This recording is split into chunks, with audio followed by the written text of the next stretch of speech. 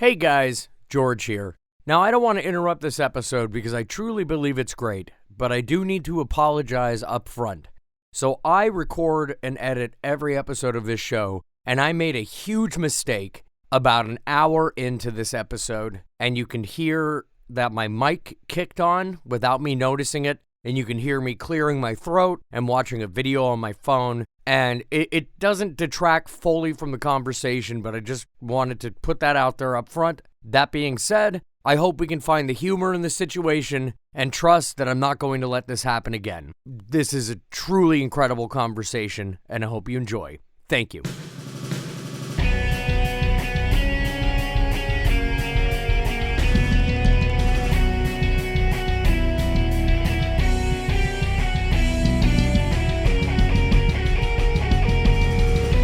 Welcome to another eerie episode of the Halloween Horror Pod, an extension of the Halloween Horror Hour.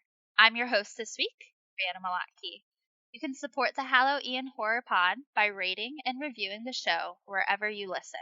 You can also watch episodes of the TV series on Tubi, Plex, SCCTV 28 in the Seattle area, or YouTube.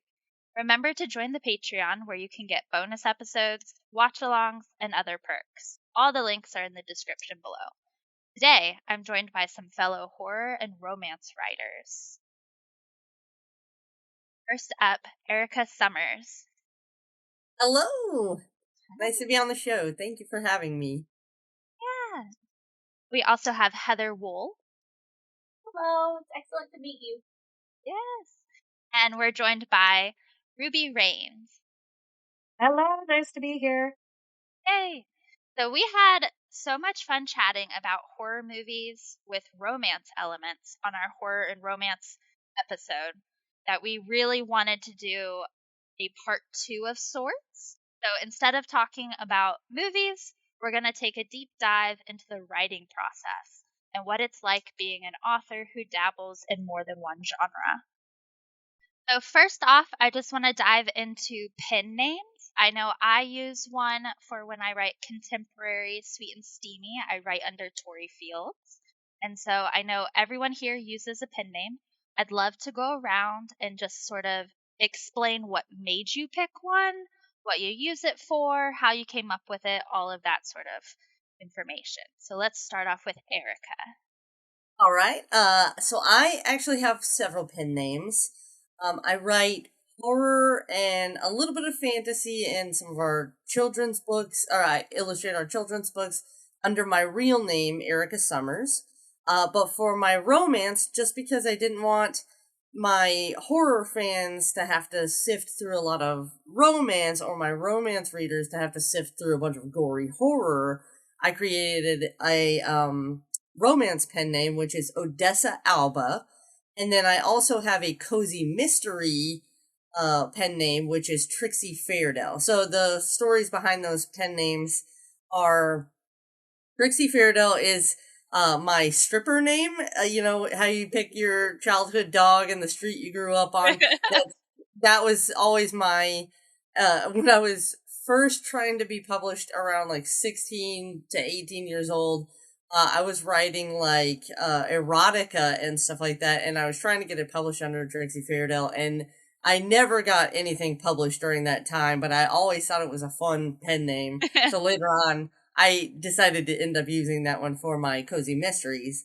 And for the romance, I chose Odessa Alba because, so my sister Heather, who's also on the show, she was already writing romance, and she chose the pen name Aurora Alba, and she like had already started writing with that one. So I knew, because we're sisters in real life, I wanted to also have sister pen names with her. So I always knew, like, if I had, like, my favorite female name is Odessa, because it's a Bee Gees song. I'm a huge Bee Gees fan. So we went with her pen name, last name, so that I could be sisters with her in her pen name, and then I just chose Odessa instead of Aurora. So bouncing off of that, Heather, Okay. tell us well, about how you came up with your pen names. Yeah, absolutely. So Aurora Alba, Alba meaning light. I just thought I wanted to write something light, fluffy, and fun. It would just give you a good, happy feeling. I wasn't into making people feel like downtrodden and lost. So we got that, and then we've got HM Whol for horror. I co-write with my sister in horror, and we've co-written some romance and stuff like that as well. Ugly Sweater Party, woo woo. And then I've also written fantasy under my real name, Heather Whol. And now I will also be writing cozies as of the end of this year under Heather Whol as well. And you also write horror under H.M. Whol. So, Sorry. we've written a book called Writhe, and you were H.M. Whol as that, so that you can keep that separate from all your fantasy. Which, fun fact about Writhe is our narrator for the audiobook for that is our very own George down here. Hey everybody, how's it going? I'm here as the audio engineer today, but you might know me as Discount Dracula on the Halloween Horror Hour TV show. Easily one of the coolest things I've ever done in my entire professional career is do the audiobook for Writhe. I'm immensely proud of that, so thank you for that opportunity, and please go check that out. It is so I don't know cool. what's happening. All right, thanks for having me. Enjoy the conversation. I hope you guys have a good time, and to everyone else, thanks for listening. Thanks for popping in, George. Pen names. Ruby is actually your pen name. So, Ruby, can you kind of tell us about how you came up with the name, why, all of that? Yeah. So I've written for a long time, and I have always written under pen names because I sometimes like to write about spicy things or political things or controversial things. And I work in a fairly, I think, somewhat conservative industry in my day job life. And so I always wanted to keep those two parts separate. So I do write horror under a pen name that I won't mention today. And then Ruby came up from a nickname from my hair. I just like having alliteration in names. Like, Yeah. it's fun. So, but I think it's valuable just for the well, what's been explained to me is it helps all your readers the same reason that each of you do it. Apparently people get really upset if they pick up a book of yours and it's not the same genre or tone, which I don't personally get, but if that's how it is, then I'm going to trust the Right. process. Yeah, and that's what prompted me to actually have a pen name was when I signed on for my first romance book. The publisher said, "Look, you are way too involved in horror. We don't want your readers to get confused or to feel, like their expectations were not met." And so that kind of goes along with what you're saying, Ruby. And I enjoy that everybody here sort of uses their pen names in a different way. So, like Ruby, your identity is completely secret, and unless we know you in real life, we'll never connect to your pen names. I've Whereas, also heard too, just sorry to interrupt, but I've also heard too, it really helps with your like Amazon algorithms and stuff because there's the thing called also buys, which means anytime someone buys your book, Amazon goes through what else they've bought. So if they read a lot of like spicy romance, then they know what to populate like your little carousels and stuff with. And so if someone's reading like your romance, but your romance is on the same, pen name as your horror, and they've read all your horrors, then when you go to advertise that romance, a bunch of stuff in that carousel that's going to show up is horror, and then it's going to start killing the algorithm because Amazon gets really confused and it doesn't know what to advertise. yeah, Yeah, there's a lot of good reasons it seems like to do pen names. And I struggle with it too because sometimes it can feel a little disingenuous. Like Brianna, if anyone Googled Tori Fields, it's my within face. 5 minutes they're going to find the rest of your back know. catalog. Yeah. And have you had any fans be upset to discover the other side of you? Nobody that's told me to my face. But I do a lot of in-person events, and because I've started writing romance under my name, now I have romance in both Brianna and Tori.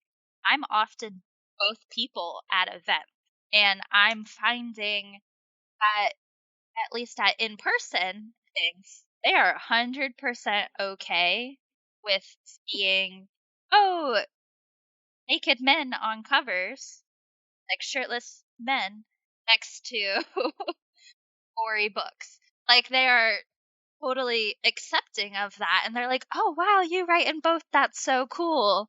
And so it is a conversation starter, but I haven't had anybody, like, leave a review or anything like, "Oh, I found Brianna and I thought the Tory book was gonna be a lot darker, and I'm upset." So, I'm surprised, but yeah, I haven't had any issues.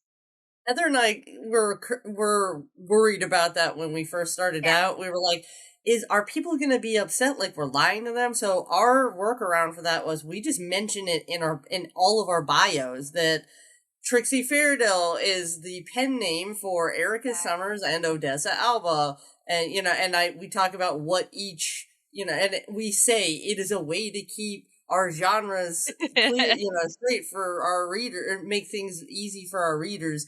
So I think the fact that we've put that in our bio from the start and been completely transparent about it, like we're not trying to dupe you. Here's our other names. If you like our work and you like horror, you might want to check these out. Or you like our work and you like fantasy, you might want to check these out, So Yeah.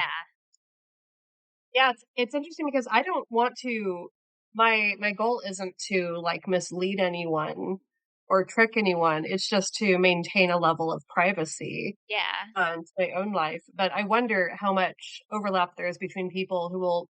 People do things. People do crazy things all the time, and so I have that worry that someone will connect my names at some point and then be upset over it for some reason. Yeah.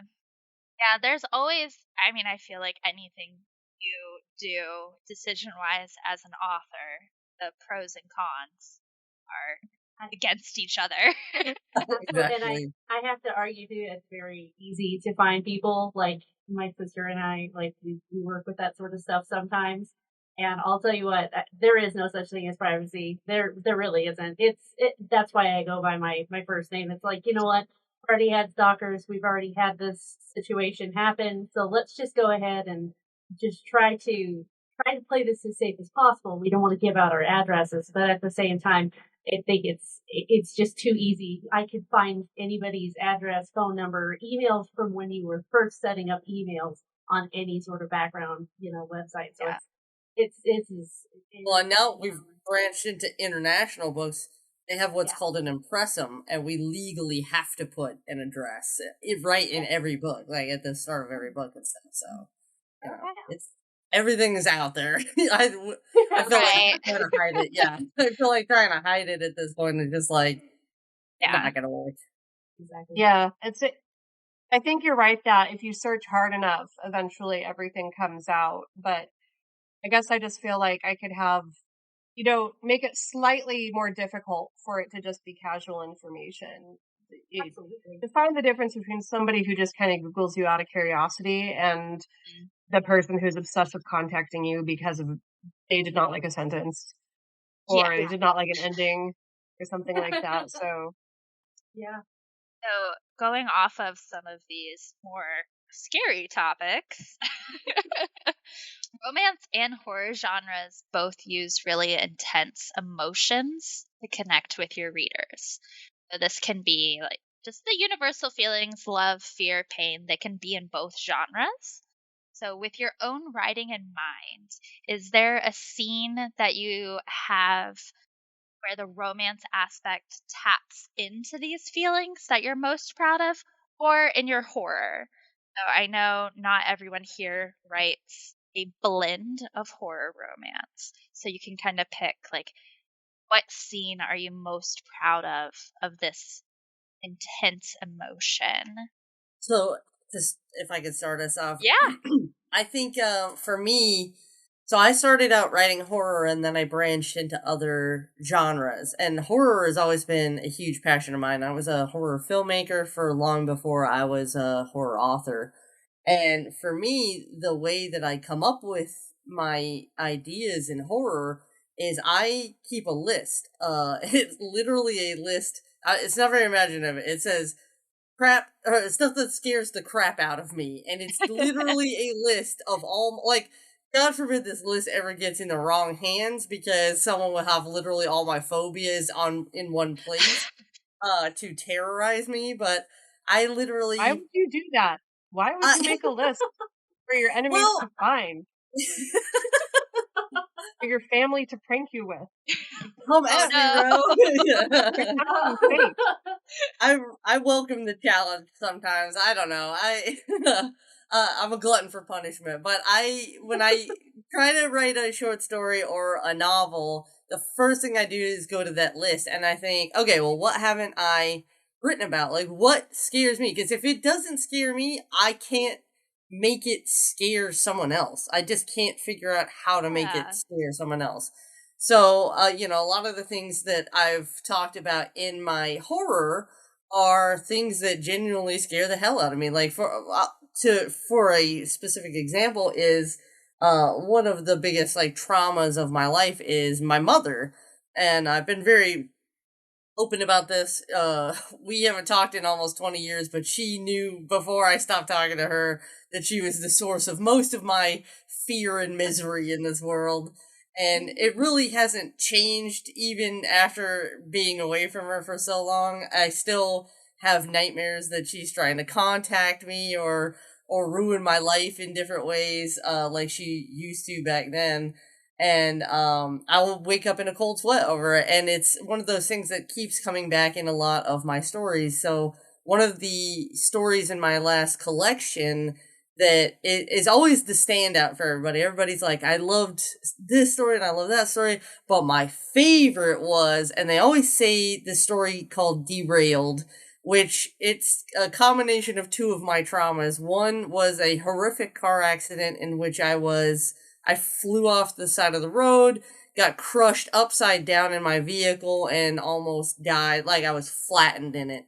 And then I was being like strangled by the seatbelt and everything. So that to me is like one of those moments I can think about it for 2 seconds and just tap right into that fear and be like, oh my god, I remember what it was like to think I'm going to die. And then so the story starts out that way, and then it ends with her have the character going through that and then having to be taken care of by her mother, who is like my mother on steroids, or our mother on steroids. And it is one of those things where people are like, oh my god, I can't imagine being in a situation like that, but it's also weirdly realistic. And it's like, yeah, this is because I think this is what would have happened in my life had I stuck around for a few more years. Like that's where everything was going. So yeah, sometimes I like to tap into stuff like that, and then in my romance, which is unlike Ruby, like mine, I keep mine very separate. And for my romance, I still have those same themes in there. Like I have one called The Billionaire's Assistant. It's like it's a fun contemporary billionaire romance. Poor girl, rich guy, but the drama that is going on in the background is this woman's mother is mentally ill and kind of terrorizing her and upending her life. So it becomes a theme in a lot of my work across genres, where it's not something I can escape, and it's something that I can easily tap into to try to make other people feel something in that moment. So I just have to interject that also when she says it's like our mother on steroids, a lot of times when we write these characters, people are like, that's so unrealistic, or we'll get some feedback like that. It's like, okay, but this is real. Like, Mhm. Feel the same way when I write contemporary romance. A lot of my stories are insta love, and they are also a miscommunication trope. I get everybody has their don't reads because of specific tropes, but I'm like, in my personal experience, I met my partner at like an insta love moment. We, like we met at something called Tuba Christmas, and we happened to be stand mates. And then we're together 16 years later. And oh, miscommunication is such a real, you read it in books and you just want to shake the characters and tell them, like, why can't you just talk to each other? But that's normal. That's actually people's real life problems. Yeah.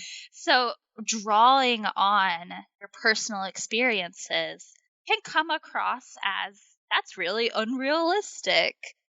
But it's not, and it's how you can make it feel so much more intense for the reader because you're pulling from Absolutely. that. Yeah. It's Absolutely. interesting what brings out the reader's true fears, because I've also written things where somebody had come back and said, that's not realistic or that wouldn't happen. But it was something that happened.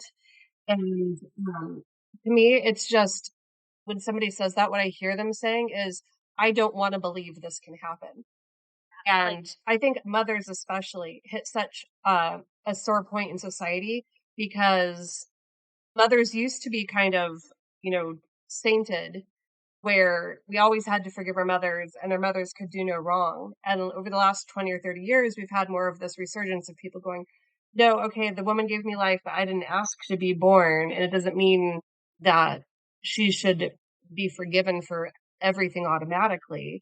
And some people really struggle with that because they've come to peace with maybe things that happened to them and how they were raised by saying, well, it's my mother, so I have to forgive her.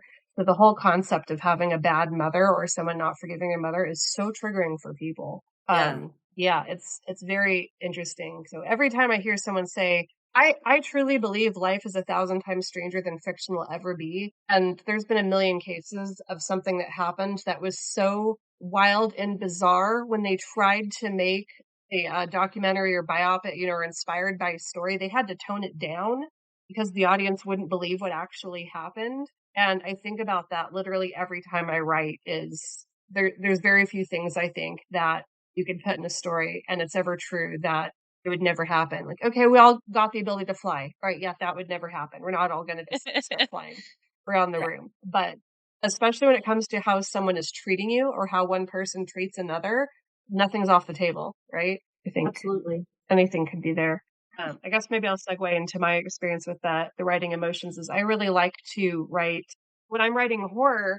I love to write things that are deeply uncomfortable, especially emotionally uncomfortable, sometimes physically uncomfortable, and then wedge some sexuality or romance in there in a way that makes people kind of startled or like and like immediately like ramp up the discomfort for them. When I'm writing romance, what I want it to be is more romance with an element of danger or fear that heightens the intensity of the sexuality of the moment or of the connection that the characters are having.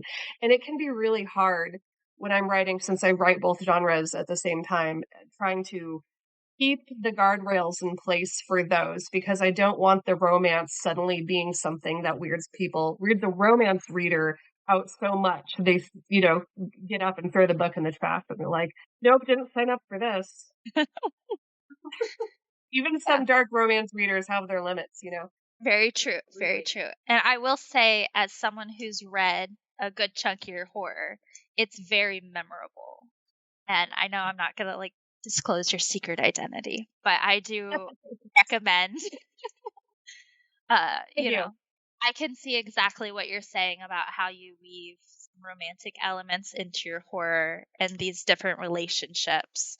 And it definitely adds an extra layer to your story.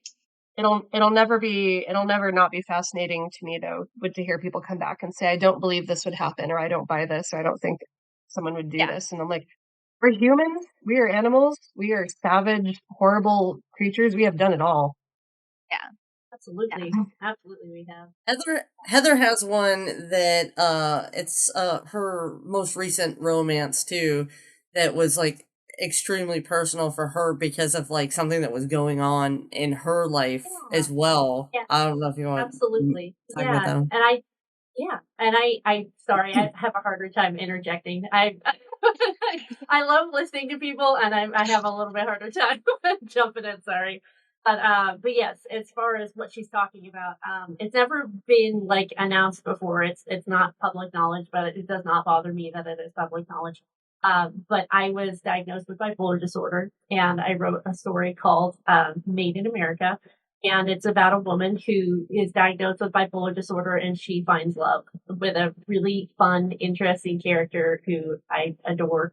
But I think that speaking about like writing your emotions, that was a very, very difficult time in my life where I was just like, does a person who struggles and can feel so unlovable be lovable? And so I was really mending and meshing that idea in my own mind where I was just trying to figure out like how to cope with that, like how to embrace that because whether the stigma is addressed or not, there is absolutely a stigma. And even when I go to the doctor's offices, sometimes like they'll read through my meds list and they're like, "Oh, okay, bipolar," and I'm like, "Yes, bipolar. I'm the sad bipolar, not the scary bipolar." And you'll just listen to these nurses give the most uncomfortable laugh of their life, and it is so funny to me. It's like, okay, it's not. I get the stigma, but it's also not something to be afraid of. So when I wrote this story, it was very much a me finding a way to love myself and accept the love of people around me, like Erica. Erica never batted an eye. She's just like, yeah, whatever, who cares? And I'm like, yeah, that's the way it should be. Yeah. Like, it doesn't change a person, but at the same time, like, it explains some things and it allows you to tweak and adjust things to live a normal life like everybody else. But when I started really drawing on the emotion of that, Erica was like, "Okay, we gotta reel this back a little bit because it sounds really dramatized." It's like it is a very dramatic moment, though. And she goes, "I know, but it's a little bit like we could do better. We could do this better." And I'm like, "Okay." So we did, and it turned out 20 times better than I ever expected, and it was way better than I hoped But for. there's that same thing you were talking about with you got to reel it back in so it sounds realistic, and it's like Yeah, it really is absolutely. realistic, even Yeah, full fledged. But it's like like I how it comes off to a yeah, reader. I never wanted to punch a doctor as hard as that one. I'm like, I don't want to hear this. Shut your face, But Yeah. and it is. It was like okay, reel it down a little bit because that's not going to portray people who do suffer with this mental illness as people that it's not going to look great on this whole group. So it's a fine balance, but that emotion really does impact you in that story, and I love writing like that. Have you had like a recent challenge that you've encountered while writing horror? With everything going on in the world, going back to is it realistic? Oh, that's not realistic. But we see what's happening in the world. Have you sort of, while you're writing horror right now, have you been faced with some sort of challenge in the writing process? Whether it's scaling back so it's not as much or, adjusting your storyline, those sort of things. Yeah, for me, not as much of a challenge in the horror because honestly, I think horror is all about escapism for at least for most people. It is. I know that's what I love. I'll speak for myself, and that is what I love about horror. I remember growing up, my favorite movie was Pumpkinhead, and when people would ask me, they're like, "What a weird movie to pick! Like, why is that your favorite movie?" I was like, "Out of every movie in existence, this is the one." And they're like, "But why?" And I was like, "Because no matter how bad my life gets, no matter how hard my day is, at least Pumpkinhead isn't chasing me." And like that is my little mantra that I think to myself is like, it could be worse. Pumpkinhead could have it out for you. You could be on that list of people that need to die. And so for me, I love the it could always be worseness of horror. So I guess one of my only challenges for writing horror was it's not as recent. It was my very first horror novel, Mantis, and it's very funny. It was intended to be a movie, and I wanted it to be these just kick-ass chicks that were just battling their way through a demon apocalypse and getting ready to have a showdown with the devil. And it's very funny because it's got a lot of my personal views on religion because I grew up Pentecostal, like very hardcore Pentecostal, and went far in the other direction from that, where it's like I do not do organized religion now, and so it's all of the things that I had learned over the years that the questions that I would ask, our pastors and stuff like, or Catholic priests and things like that, and it's all in the book. So like, but the fact that the book became very funny and also very religiously irreverent made it a challenge for marketing. So it's not a challenge that I've ever overcome. It's like a challenge that is still every day I look at this book and the numbers that it does and I go, where did I go wrong? Because it's nobody wants you to market a horror comedy to them. I guess that's a thing that I found out way too late in life, is that they don't actively seek horror comedy. They seek horror and they're pleasantly surprised if it's funny. And they don't want to be sold the comedy part of it, but everything that got published, it was like you have to waste the ISBNs and everything and like go back in and completely redo everything so that there's no hint of how funny this book is. And it's one of those books that I think it's 50% horror, 50% comedy. It's the comedy is you're laughing throughout this whole demon apocalypse, as bloody as it is. So that's one of those things that is just been a real challenge for me, because it's got everything. It's got a little bit of romance in it. It's got some very like sweet and heartfelt moments and stuff like that. So the few people who have ever given it a shot were like 5 stars, no problem, love this book. Why is nobody talking about it? Like, it's the number one comment that I get at conventions is people coming up to me, pointing at that book and saying, why is no one talking about this? It's so good. And it's like, I just can't get anyone to take a chance on it. So that's been my horror challenge for sure. Yeah. And as far as romance, I wrote a age gap billionaire romance called Rumspringa, and the age gap, like at the time, I was like, "Oh, this is gonna be so hot because it's so taboo," and it's like she's just barely legal and like all this stuff. And now we're in 2 years later, we're in a very different climate for what guys should be going for barely legal girls and especially billionaires. And I'm like, sometimes I'm like, oh, I did, like, if I'd have had a crystal ball, like, I would have made that age gap very different, but, it is necessary for this particular story because the character is Amish and they have different rules. They're out of school by age 14. They're usually having children by age 16, or they're getting married and getting ready to have children.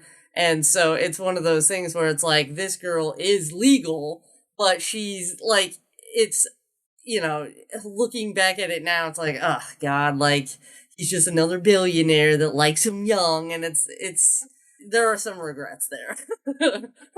I stand by the book. I do love the book, but yeah, that was a challenge that I won't. Yeah. It's tricky. Yep. It's tricky. I get the idea behind having a hard time selling the horror comedy. Because I know personally, if I picked up a book and it was like horror comedy, I would expect the comedy to be really cheesy. I would probably expect it to be trying too hard. I'd probably actively avoid most movies that try to advertise themselves as horror comedy.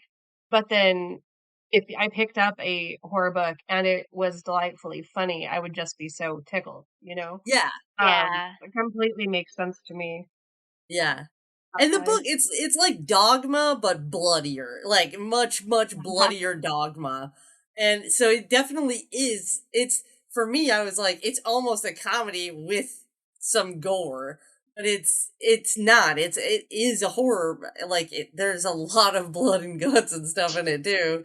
And, the whole thing is about demons and the devil and stuff like that. So it is very much horror, but like you said, it's one of those things. I honestly don't know if I would pick it up and read it and be like, oh, horror comedy. My, you have me sold, Yeah. And Yeah. not even as like a sister's perspective, but I have genuinely read this book. And if you could say, okay, you sacrifice any one of your books to strip the ISBN and give that book a second chance, I would do it in a heartbeat. It is that good, in my opinion. And I don't know. I think the challenge aspects of these books, like Erica's got her struggles for sure. My struggles are entirely different than hers, even though we work together and, we share one mind 90% of the time. A lot of it is on this end is that she has a cult following. And so my HM Whol, my pen name is kind of interesting to see, people do approach her at cons and they do ask her about Vanity Kills and ask her about all of these other books that she's written. And I'm over here, like, I'm just happy to be involved. Like, I love horror and this is so fun. And like, I'm the one sending her stuff being like, hey, there's this really messed up mother with psychosis, postpartum psychosis. You got to see this. And she's like, oh my God, I'm inspired. And so like we have our own. That's the thing is she sends me most of the YouTube videos that give me nightmares that make me write or make me come up with some ideas. Like even with Rise, we co-wrote that one and it was a 50-50 split, but the idea was based on a video that she sent me. She's like, did you know bloodworms have teeth? And they're made of copper? And I was like, yeah, right.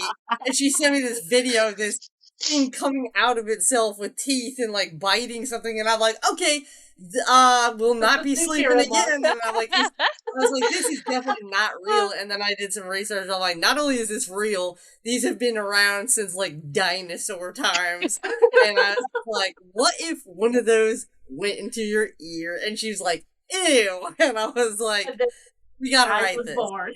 Yeah, we gotta write it. We had so much fun with that. And yeah, like our challenges are totally different. Like, but what I struggle with, she's really good with, and what I excel with, she's like, oh yeah, I appreciate that perspective. So it's nice to have that teammate aspect, especially when you're dealing with challenges. But man, I will tell you, like, horror is my challenge because I love it. But keeping it stretched out long term, for a full novel is very difficult for me, which is why I'm super jazzed. We're writing a shorts collection together. I don't want to go for the 9 rounds. Like I just want to pack a punch and make it as good as I possibly can and call it a day as far as that. Yeah, this collection is going to be dope. This collection is going to be dope because Heather comes up with some great short stories. Like that is definitely a place where she shines. Like the King and Queens of Suspense, though, they're not going to have any problem as opposed to me where I'm just like, I've got this wicked, gross idea, but at the same time, it's not going to make a novel because there's too much is going to happen too fast. Not every story is meant to be a novel. No, exactly. So, like, as long as you have the right form that fits, that's what it's meant to be. Like, I mainly write poetry and flash fiction. Oh wow! So I'm right there with you in horror. I just do poetry, flash fiction, and that makes me feel better just than I'm not alone. how I feel. Like, one piece I've felt the need to be like, this could be longer. Yeah. I have a lot to say, but everything else it feels right. So yeah, that's what it should be. It should feel right. Yeah, I've actually had the opposite problem. Where in the current world climate of things with so many horrible things happening, I have no problem writing horror. In fact, my issue is that it's been more difficult for me to write romance. And we've had a lot of talks about your dive into romance. Yeah. And it's like I expected to have the first draft of a trilogy done at this point in the year, and I'm still working on the first novel in the trilogy. It's been the headlines and the things that have been happening have been so disheartening to me. I've just found it exceptionally difficult to sit down and try to write love or sexiness. I've also had, some setbacks in my own personal romantic life, and that's made it difficult as well. I'm like, I don't want to write about other people having sex. I want to have sex. This is just going to make me want to have sex. And so it's difficult to have those things overlapping. And so maybe I need to find someone who can inspire me. I feel the same way about I feel the same way about hope, though. What you were just saying about like when you read the headlines, I'm like, I don't want to be showing these people having hope that their whole future is rosy. Like, I feel like I'm gonna die soon. Like, what is going? Like, this country's Yes, going I'm to hell. I'm terrified for some of my friends. I'm terrified for Mhm. different communities. That there's so many layers to it. An author, I don't know if you know her, Brianna, and I know her, Tamara Selman. She's told me she's focused on writing hope core, or was it hope punk, maybe? Where she's going through a moment where she just needs to create hope in the world to be a beacon for people. And she's also, because of her family and friends, personally affected by a lot of the crazy things that are going on. And so she's like, the world is scary enough. We need to have more hope. And maybe if I can get over myself, maybe I can do that with romance. Say the world is bad enough. I'm just going to make romance where there is none, and put Yes. that out there. But we'll see. That's where I'm at. It's like the world needs more sunshine. It really does. I know that nobody wants to be that guy right now. Everybody wants to be serious, but at the same time, it's like the world needs more ha-has and sunshine and sex. They don't need, we don't, we don't need Debbie Yeah. Downer, but we do need some gore, like Erica said, because it is a much needed departure where it's just like, at least we're not getting chased by pumpkin heads. So, you know what? I'll wear I'll escapism take is the it. hardest thing. Well, Put it kind on a of, t-shirt. since you brought up the sexy bits of writing, when you are incorporating sex into your romance or even your non-romance books, right? Because there can always be romantic elements, there can always be sexual relationships. I guess for the writing process, do you write everything else first and come back to the sex scenes? Do you just steamroll through the whole story beginning to end? Like, do you hop around? This is sort of more about just you as a writer sort of question, but I'd love to kind of see how everyone does it. For me personally, in my romance books, I would say 90% of the time I skip it and I come back and I'm like, I need to kind of realize how my main character's relationship pans out and what sort of becomes most important to them and how can I incorporate those feelings into that moment. So I'm often just, chapter 4, sex scene. Chapter 5, Oh morning wow. after. Like, let's just skip it and we'll come back. So You're I'm just like curious. fornication in brackets. Yeah. The sex I always occurs. I leave myself little notes and it'll just be bold and highlighted and it'll say, find a different word for dick. Yeah. Like you're just like blowjob. Like, There you go, blowjob. I want X, So Y, and Z to happen.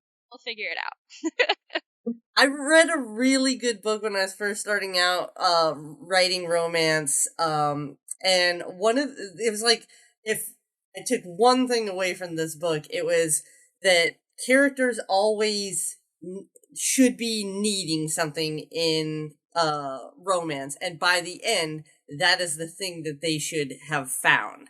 And everything that they do should be informed by that one need that they truly have. So if you choose your character's need and it's different, it needs to be different. Obviously, you can't just say they need love, or they need a companion, because duh, that's the whole reason you're writing it. It's like, what do they really need? A sense of purpose, or do they need a home, like some place that feels like home, or and then what I do is I took the advice of that, and it makes it so much easier when writing that stuff, because or at least for me, because now I choose their things at the beginning. I'm like, he needs this and she needs this, and those two things are not the same, and it's like, so how do we get it to where they cross paths with those things and they achieve those by the end?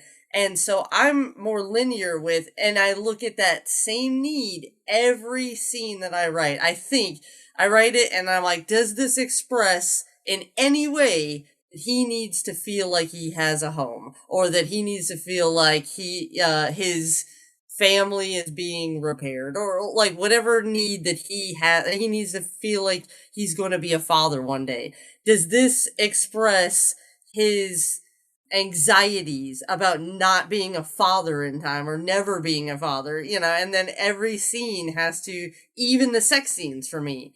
And I found, like, as long as I'm trying to figure out the answer to their problem a little bit all along the way, that those sex scenes, they're not just like a fun, for me, they're not just like a fun thing that I can go back and throw in. It is the major plot points that I'm working up to be like, how does this act of sex bring them together in this, for these needs, so that it's not just gratuitous. And like, because I mean, I could write a reverse harem, and like, I could probably write a reverse harem in a 3-day weekend just because it's the sex scenes. But in a romance, I want them to like mean something. I don't want them to just be like smut, like, as much as I love smut, and I'm not looking down on that, but yeah. So for me, it's linear. I just go straight. I'm like, I'm writing the rest of it so I can get to those moments of the book, and I'm like, this is what it's all been for,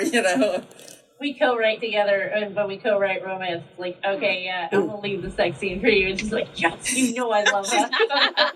She's great like that. She's like, hey, this one's for you. Write a blowjob.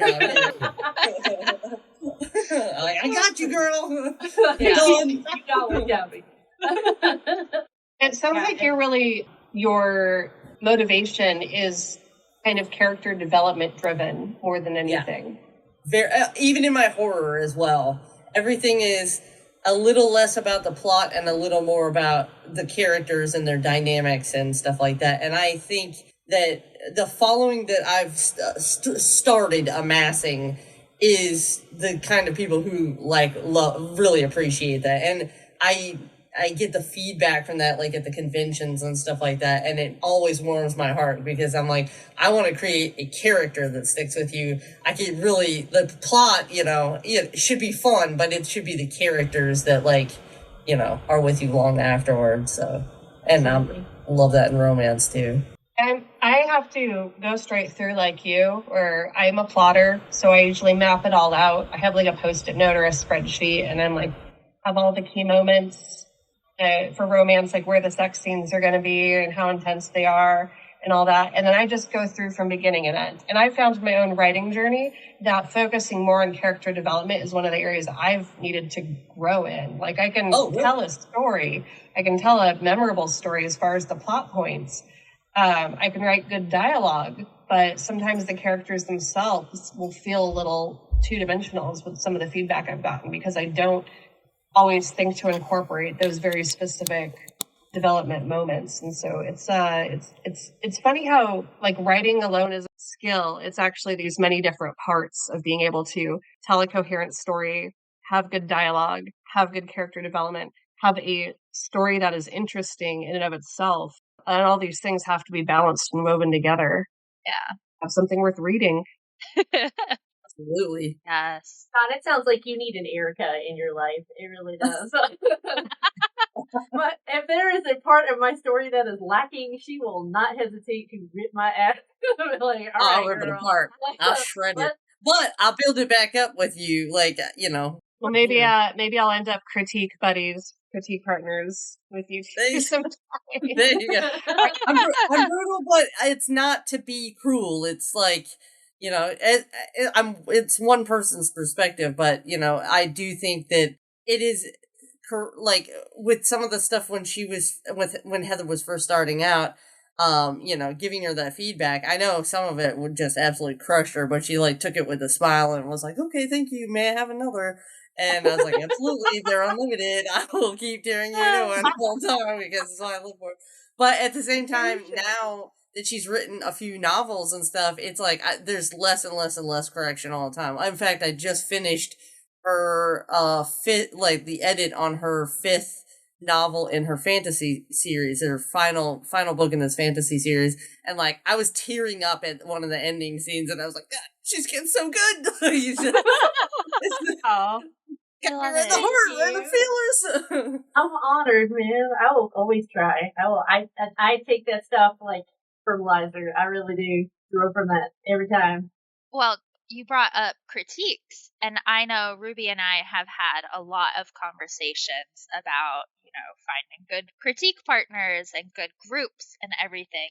And so, kind of bouncing off of that idea, I know that Ruby's been starting a horror collective, and I know the two of you run a small press. And so building these little communities, right, is really what I've seen in the writing community of successful writers is that they found these little bits of community. But I would love to kind of hear, first from Ruby about your horror collective that you're just, you can leave it as vague as you'd like to keep your identity a secret. And then I'd love to hear, Erica and Heather sort of why you started a small press, how it's going, how you feel about indie presses being on the rise in horror and all of that. Yeah, so I, under my horror name, self-published a few stories, and it's something that I think you either pick up as a skill set or you don't. And I know a lot of people who self-publish, they learn the ins and outs of it enough often to be like, hey, maybe I should start a small press. Maybe I should help other people do this. And a lot of people do. And I think we see a lot of small presses pop up by someone who sometimes people who aren't fully ready to take on the commitment of what that means. And so you'll see like, oh, new press, anthology calls, and then like a year later, they completely disappear.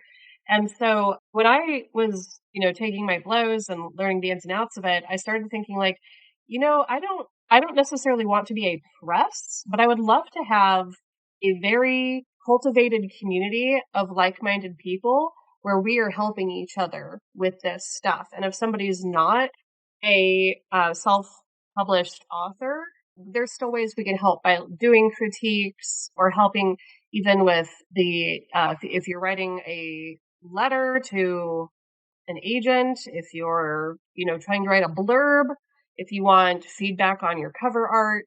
These are things that sometimes you just need help with. And if you don't have an agent or a publishing house already lined up, where do you get the help? There's always people willing to sell you help. And sometimes it's worth it. Sometimes it's not.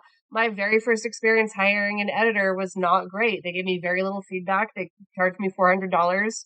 It was, it was not fantastic. And, I was like, I'd really just love to have a group of people who are either like horror or horror adjacent, so we all understand the genre, helping each other out. And so I started trying to form the idea of a horror artist. I originally started authors, but now it's like artists, because I'm like, there could be book cover designers, there could be different types of horror artists out there, or, editing could be considered an art in and of itself.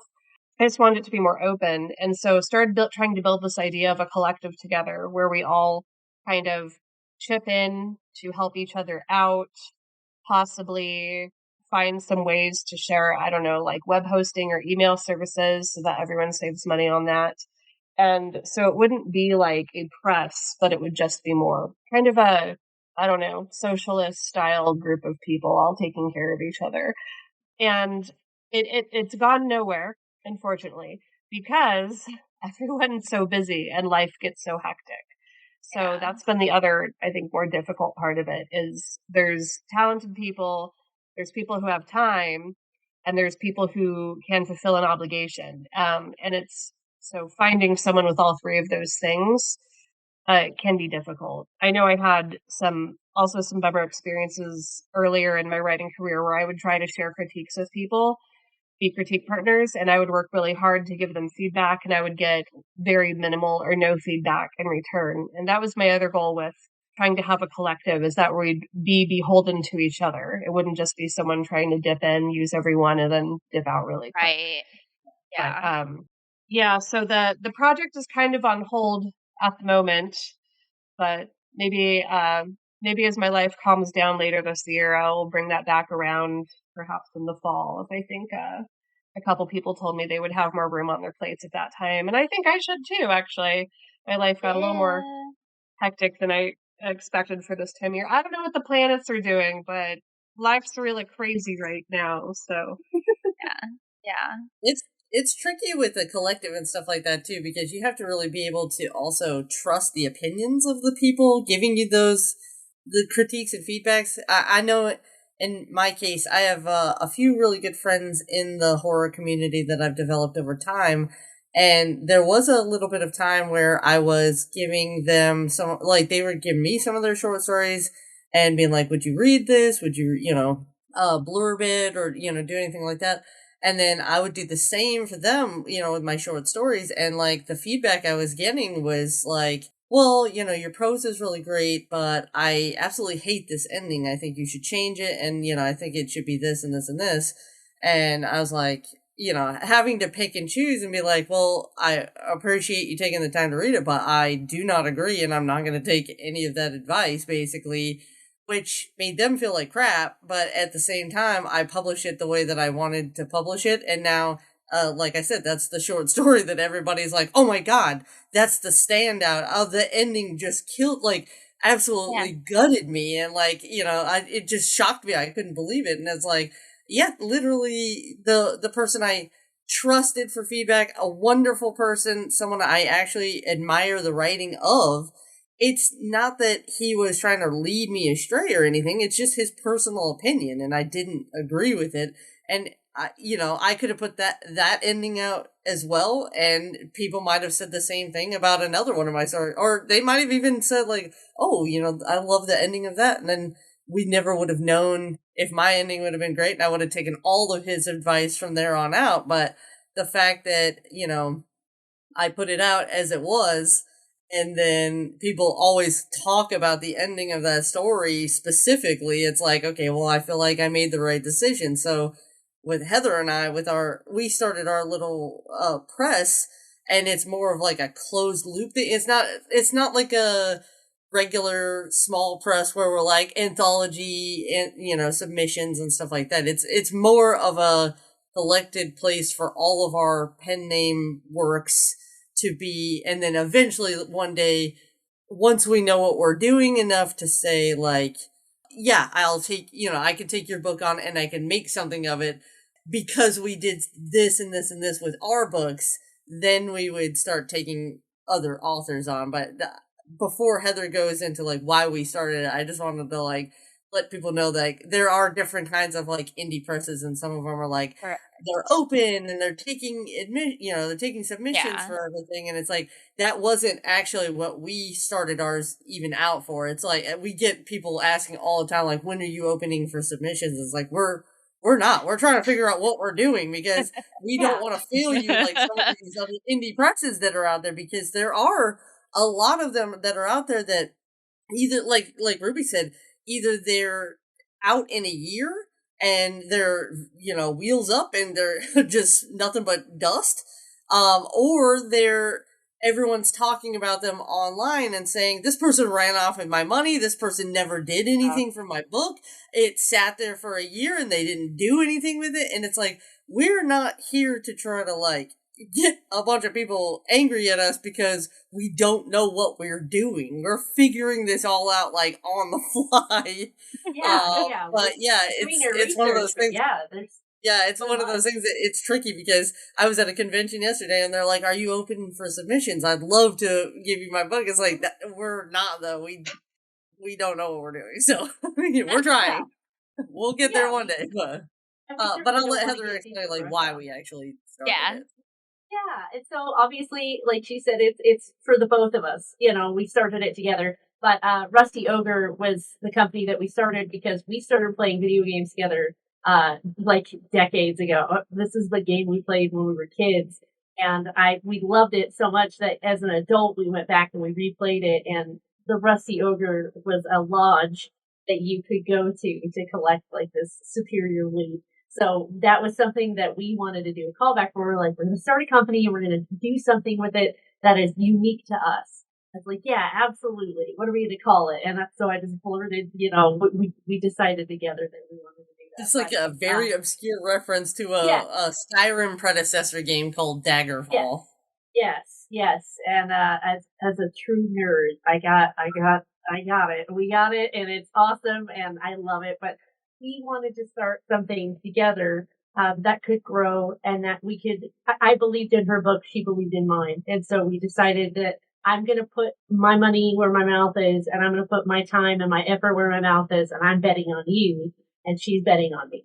So together, if we can just kind of keep together when she's having a rough day and she's deciding, like, I just got a really bad, piece of feedback or something, or I just got this really awful review. And sometimes, when marketing gets us down, or, just a really hectic time of all of this, trying to keep all of these emails going in different formats and different countries and different languages. And it's just so much. I can look at Erica and be like, you're doing a great job, by the way, you're kicking butt, and then metaphorical butt slap, and then it keeps going, but without that, after my first couple of books, and I was still struggling, to just get in the swing of things, like, I never would have continued if Erica wasn't like, you got this, you know what you're doing, just trust yourself, just keep going, like, I got you. By the way, this week you need to keep working on this. Okay, this is better, but you're doing this now. And it's like all this awesome stuff that we can feed back into each other. And that way in the future, like she said, when we're open to submissions, we can let other people in and we can push their work because we believe in them like we believe in each other now. It's not going to be just a half-hearted, it's for the money. We do this because we love it. We do this for the spirit of it. And when she comes to me with an idea that is not going to be popular with a publisher, and it's going to be real, real rough to try to market or something, she's like, but I want to do it. It's like, heck yeah, you should do it. Betting on you. Let's do this. That's the freedom of a small press. Yeah. She can And two people, and like two people can cover more ground than one. Like, I can't wait for Amazon to start having authors sign some type of affidavit to be like, this was not written by AI. This was not edited by AI. I would love that. People are starting to write that in reviews just to be hurtful now. And it's like, that was like, I had a clumsy word choice.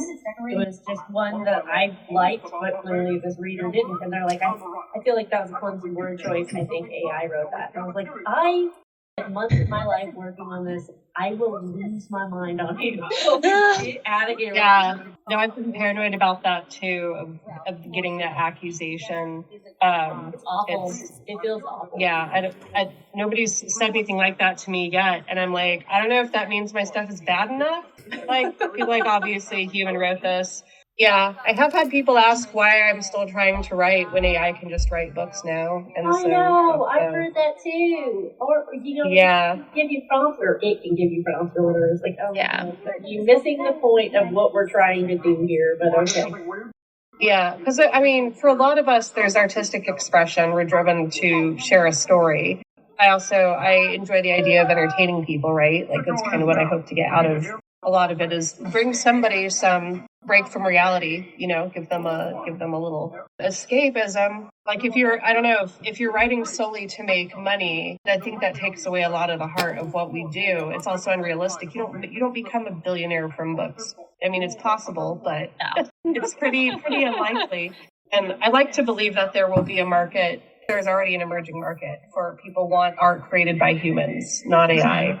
I know there's a whole convention in Virginia right now that they were ejecting people's applications if any of their books were written, even with an AI like cover or anything like that. Yeah. And like then there became an argument of like some of these people were fighting back and saying it's not AI, and you're accusing it of being AI, but you have no proof that it's AI. And it's like proof. Because I've actually taken some of our covers that I made myself and put them into the AI checkers just to see what would happen, and they were like 70% chance AI, and it's like, I literally made this. I spent all day making this, and it's telling me this is AI, and I have a fine arts degree and a like graphic design work background. For this thing to tell me that, there's a 70% chance that what I made was AI, it's like disheartening, because it's like, well, what can I do to make the, and then, so I'll go with like the photographic covers sometimes, and people are like, oh, you should really get, you should really get another cover. This cover is not really speaking to me. And it's like, yeah, because it's not what I would have chosen, but it's the thing that people can't say is AI, and it's just very frustrating. Like, I've recently had that with one of my horror books where everyone was like, I loved everything but the cover. And it's like, yeah, of course. This is the only one that is clearly photographic. Like, so frustrating. Well, going back to something that Heather brought up with marketing, your writes in multiple genres. So do you alter your marketing between your romance, your horror, your cozy? Are you altering things? Or are you just kind of like, well, let's test it out. Does it work here? Like, what's your process? And I know, like you said, you have your small press, but it's really just work through everything. But, yeah, so we found with, like, for the cozy in particular, one of the things that has really been helpful for us is doing book funnel author swaps with people where other cozy writers will promote your book on their newsletter if you promote one of theirs on yours. And I know that the people who read cozies, now I know the people who read cozies are like very like into that specific genre, and they gobble it up very quickly. So your chances of getting that, that kind of free advertising and that free marketing to works so much better, because we've been doing that for years with our romance and horror and nothing comes of it. Like, we may get like a sale here or there, but it's like the days, sometimes our cozy numbers will go crazy and I'm like, what happened? And then I remember, I'm like, oh, we had an author swap today. That's right. I forgot about that. We got like an extra 10 sales of book one just off that swap or whatever, and then trickling down for books 2 and 3 and stuff like that in the months to come, which is nice. But as far as like what works for different genres, so far Heather and I we always joke that we're throwing spaghetti at the wall to see what sticks. And we're really flexible at like trying to figure out like what is the best, especially with like ad spend and stuff, because there's been so many times we've run a Facebook ad and it gets so many clicks and nobody buys anything, and then we'll do a BookBubs ad, and like that will, or like sometimes we've gotten the BookBub feature deal. Like, we tried for 2 years to get some BookBub features, and like we got Heather one and it went nuts. I think she had like 600 downloads in like the first half of the day. And then a month later, one of my romances got it, but they didn't put it in the email. They just put it on the click the link to see others. And it was buried on like page 3, and I got like 40 downloads. And I was like, this would have been easier to just put this as a free day on Amazon and like let people organically find it at random, Yeah. So but we paid like a lot of money for the privilege of being able to advertise on stuff like that. So right now our main source is we've been dabbling with AMS ads for years, since we started, and that has been very tricky and also sometimes very, very costly, like to try to figure out how it works. Their explanations for some things are clear as mud, and it'll be like 6 months into running certain types of ads where I'm like, oh, we could have been adding negative keywords this whole time, or, oh, we could have been adding all these search terms this whole time. And like, they just don't tell you. It's like this very advanced thing that they're just like, here you go. You have access to it. And there's no instructions, and have a good life, and it's like, okay, well, let's just throw thousands of dollars away figuring out how this works. So I don't know, it's very tricky. It's one of the reasons why Heather and I have not opened our doors to other submissions, because romance is read like crazy. It's our highest reviews on a lot of stuff, but at the same time, as far as the ad spend, half the time we turn our ads off for it, because it's like everybody's clicking, but the romance market is so saturated. They're clicking and like, nah, and clicking and saying nah, and every time that costs us, X amount of cents. and it racks Yeah. up, and I'm like, well, we spent like, $50 today on a bunch of no's, like what, and you can't get any feedback from them, so you change your covers and see if that works, and you change your blurbs and you see if that works, and like with some of our books, we're like, I still don't know what is going on because our numbers are the same before and after all these new changes, and I don't know, it's a very tricky. We'll listen to podcasts. She'll read book after book after book. I mean, it is a I probably read over changing 40 goalpost. books on small press like indie publishing, self-publishing, all that stuff. It's like at least 40 books on it, and it feels like every single one of them contradicts each other too, where they're like, Amazon doesn't want you to know this, but this is how they work, and then the next one's like, that is not how Amazon works. Amazon actually works like this, and then the third one will be like, there's a third way. None of those are right. Third way. Maddening, yeah. Yeah, it's incredibly difficult to market, I think, in any genre right now, and romance is probably the closest you will get to being on easy mode when it comes to marketing and finding sales. So, I've been shocked at how small the horror genre is and how few books you have to sell to like make it into the Amazon Top 100. Because the market just is a fraction for horror of what it is for romance. I haven't started marketing for any of my romance yet, but I expect it to be a completely different situation, probably a lot more Facebook focused. Yeah, I've never been able to get the Amazon ads, the AMS ads work for anything. So it always seems like it's just a whole lot of trial and error, I think, for everybody until you find... Everything's constantly changing. Yes. So Exactly. you may have figured it out, and then stuff changes. Or there's a I new swear to God. feature to social media, and now you have to do. You were like, I know on Instagram for a while it was, everyone needs to do carousel posts. Carousel posts are what everyone's looking at, and then I started seeing them everywhere. And 2 months later, well, really, you need to be doing videos. That's what you need to be doing.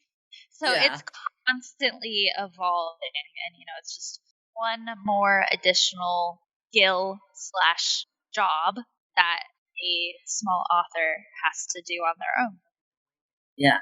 And even some of the social medias are tricky. Like Heather and I have done like readings of some of our romance novels, like here's a chapter, I will read it to you, and stuff like that, and it's like it gets like 100 views, and I'm like, unless I'm doing this topless or like a string bikini, I feel like it's not gonna get any likes. Like, and I'm not about to like start pimping my body out. Or, like, and I got a puppy.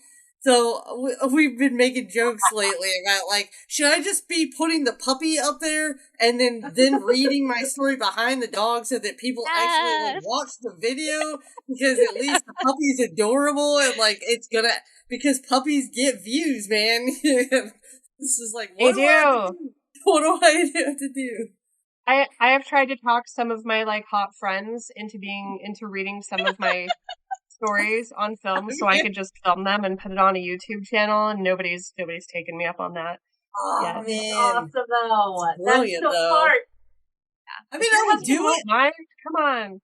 I would do it. I will read my book I'll read the book from start to finish in a string bikini if I thought for sure it would work. Like if I was like, this will get me X amount of sales. Girl, I'll be like, what color do you want? Like, I'll buy a banner for this. Like, I'm not above it. I just want to know for sure it's going to work, because the alternative is me there on TikTok permanently putting videos out there where I just look like a fool and nobody reads my stuff, and now I look like the biggest cash grabbing idiot, so that's my thing. I'm not afraid to look like an idiot, but I need to know there's going to be firm results. Gotta pay off. Yeah, better pay if I'm going to look this stupid. Yes. If you're writing romance too, the primary readers are women. Maybe we just need to get a hot guy to do this. Yeah. Maybe we all just need to chip in on a male model or something. Yes. Whatever they call themselves these days, and I'll have pay them my read the boyfriend stories Skittles. holding a puppy. Yeah. Holding a puppy. Puppy holding, Holding the- yes. He'll have a puppy in one arm, the book in the other. Maybe there'll be like a bottle of wine with an empty glass sitting next to him, so it's inviting to Inviting. Yeah. the reader. Yes. What woman could resist, right? What straight woman could That's resist, genius. especially if she's a romance reader? That's smart. I watch a lot of videos on TikTok of that guy who spanks the bread and like massages the fruits. I Like know who real- you're talking about. yeah, Yeah. you know, it's like very erotic the way he makes food. And they're so sometimes- funny though. And sometimes I'm watching them, and I'm watching them way too long. I'm like, wow, there was like actual content that was available to me, and I spent like 3 minutes watching this guy finger a loaf of uncooked bread, and I'm like, man, maybe we should be having guys like spank our books while while we're Yes. doing like voiceovers and stuff. I don't know. God. This is But- what we've been doing wrong the whole time. Yeah. I think we've Have a just man solved spank marketing. himself with the book. They Oh, don't. that's a great Oh, idea. good one. Good one. I like And a that. puppy just staring up, being like, "What are you doing?" Throw all the spaghetti at the wall to see what sticks. Oh, when I I don't even finish know where the we were at. trilogy, I'll have to gather you all back up to help me brainstorm my marketing. That And sounds great. because I think we're Let's onto go. something. Yes. You can buy my puppy. I'll do a video for you for sure. I'll get on Tinder. I'll just make the profile looking for a hot guy to hold a puppy while we videotape him. No, nothing weird. Buy pizza. Man, Video. Craigslist isn't really a thing anymore because we could definitely. I mean, that sounds like something that wouldn't even sound weird on Craigslist. Be like, No, no. looking for a good-looking guy to spank own butt with novel, The book. no pay. We film it. Yeah, you film, we pay, we'll send you Skittles. Like done deal. Brianna needs a I second can't. to compose herself. I'm just like going in my head, like, this is actually really practical, and you could do blah blah blah blah blah. Going back to writing in multiple genres and sort of bouncing off of marketing and all of that. I know, like Ruby said, you've planned a trilogy, right? That's what you're working on. Do you, the three of you, stick to these sort of evergreen tropes, plot devices, or do you occasionally, or all the time, chase a trend? Like right now, we are still in the midst of literally every single sport plus Oh romance. my god! We have if I think all one of the more sports. puppy romance, I'm gonna vomit. It's all, but like so that's a really trendy trope right now, hockey romance. But something more evergreen, fake dating, Playboy. So you can have a hockey romance with a Playboy lead and a fake dating situation, and you're mixing those evergreen with the trendy. So I'm sort of, have you ever been in the midst of writing a romance? There's a trend popping up, and you are, oh my gosh, I could add this in. Or, how do you kind of approach both of those? Heather and I are a little bit different on this subject, where I'm a little bit more of a trend chaser because I'm just Okay. like, I feel like everything is on a timer where it's like, oh god, we gotta get on this before it's down. But I also feel like I'm an unlucky person and I'm always late to the party, and I Okay. hear about stuff. I'm not ahead of the trends. And that's my problem is I'm literally catching the butt end of everything.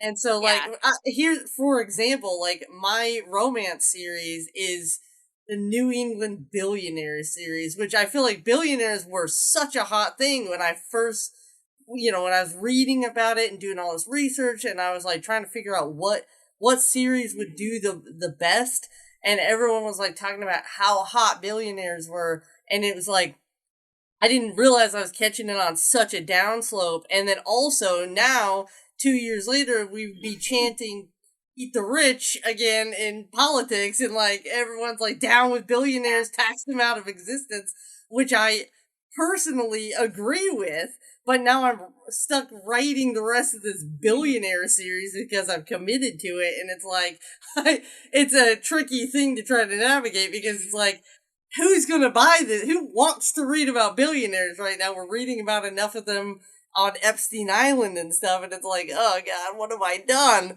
But Heather is a lot more. I'll let her tell you, but she's a lot more. I would say, I'm a lot more evergreen. I'm a lot more that this is what people are looking for. This is what people know to look for, but also add a dash of something that's trending, something that's new, something that's fresh.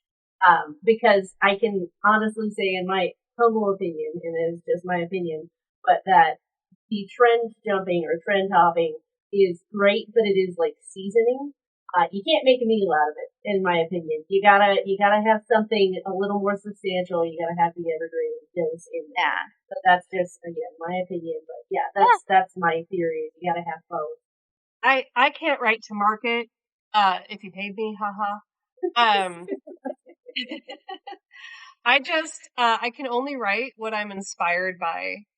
Even romance has been pushing myself a little bit because I would not say I'm naturally a romance writer, but I did some more romantic things with my horror and thought, maybe I want to try this out and just see how it feels. And so that was the plan.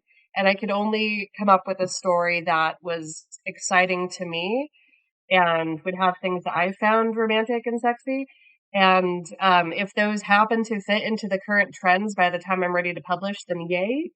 But I doubt they will. And the thing about books, too, is they never go away unless you take them down, right?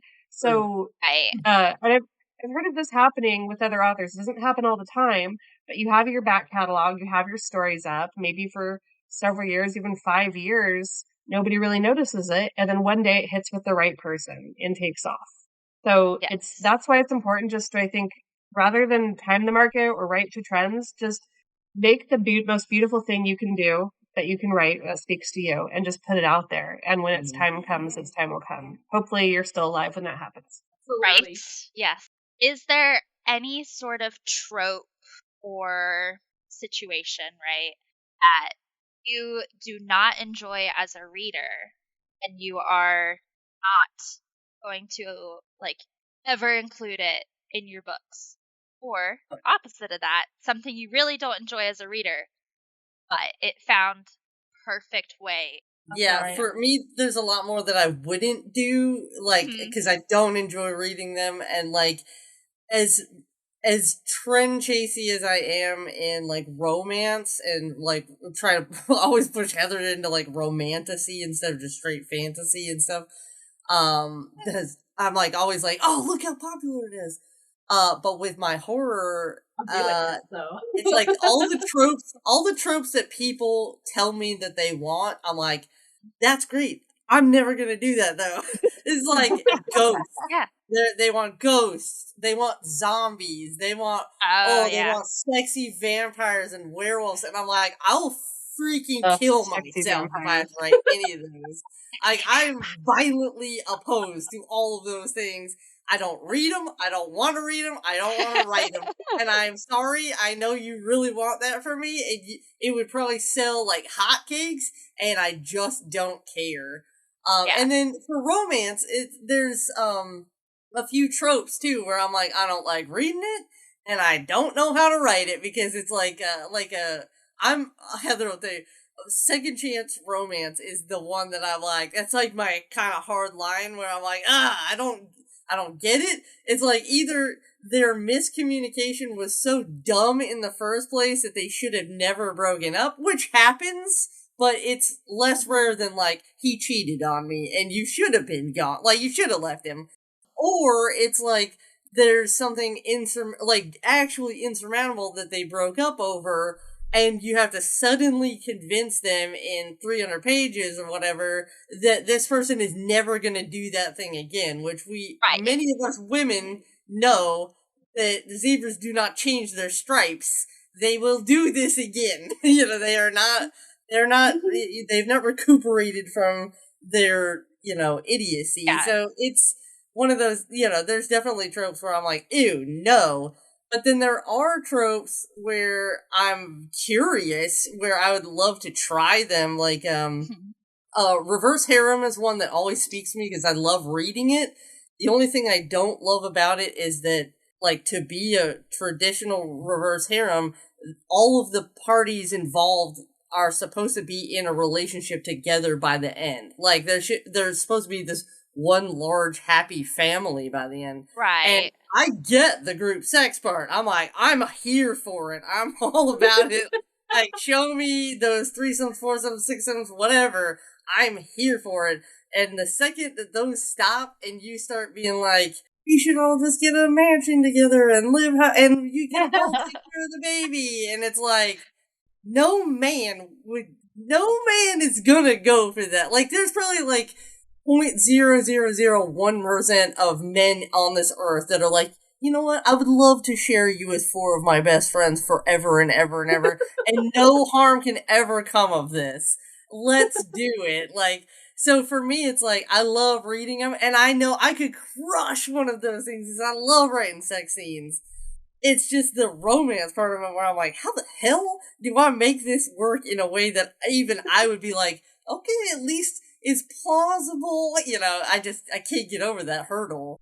So going back to what we talked about earlier, of that I don't think that any action or thing a person could say is truly unbelievable because people can be so horrible. In the same way, when it comes to sex, at least being in the Seattle area, I have known many people in poly relationships and have had 2 separate conversations with men who want nothing more than to see their female partner in like a gangbang situation. So, Really? if you can imagine it, in a gangbang or in a relationship with the gangbanger. That's the thing. I know a lot of guys who are like, oh, it'd be so hot to watch these 5 guys run a train on you. But it's like, do they want you to date all 5 of them and them? Like, that's some of them do. Yeah. And some of them want to date the other men as well. Some of them want a whole but holistic. It's that small percentage. Yeah. What a beautiful world we live in. I will recommend a book. I read it and I was like, this might be most realistic, muddy, but 4 men, right, want to share. Okay. It's called Tangled and Tinsel. Tangled and Tinsel. Oh, I've heard of that one. I haven't read it all yet. of the reviews are either loved it, so good, or there's no plot. And I'm like, did you read the back of the book? It is that sort of situation where it's like 4 friends. Yeah. And they are really into sharing and they each have their own kink. And I think there might be, like, there's various things that take place. And then the ending is the most like, well, what is our family going to think? What are our friends going to think? Like, we can't all, and that's her whole point. She's like, we can't be a couple. Interesting. Yeah. There's 5 of us. Like, how does this work? And so that's been the most realistic. I like that. Reading it, of the main character being like, how the hell is this working after this weekend? Yeah.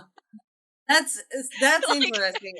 That's one I would like to read for sure, because there's only been one where I felt like they stuck the landing, and it was because these 3 men did not have enough time for this woman that they brought on to be the surrogate for their baby. Like, they were like, all of us are so busy that we can't have a relationship, but we want a child, and we already live in the same house, and we want to, like, raise it.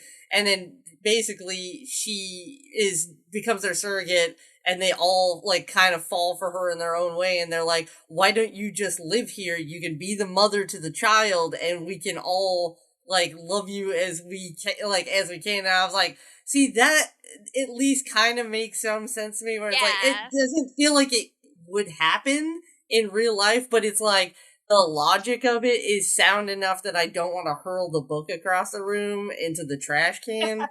So, but it honestly, even when I'm reading them, I stop reading most of them at like 85% on my Kindle, where I'm like, we're done banging at this point. We're done. We're done here. Yeah. Let's wrap it up. No. Next. Yeah, like there's Um, a couple of tropes where I can see it coming, like surprise baby. Yeah. You know, there's always in dark mafia romance, right? It's for some reason her birth control implant has been taken out and Yeah. she's not aware of it. Yeah. And you know by the end of the book, surprise baby.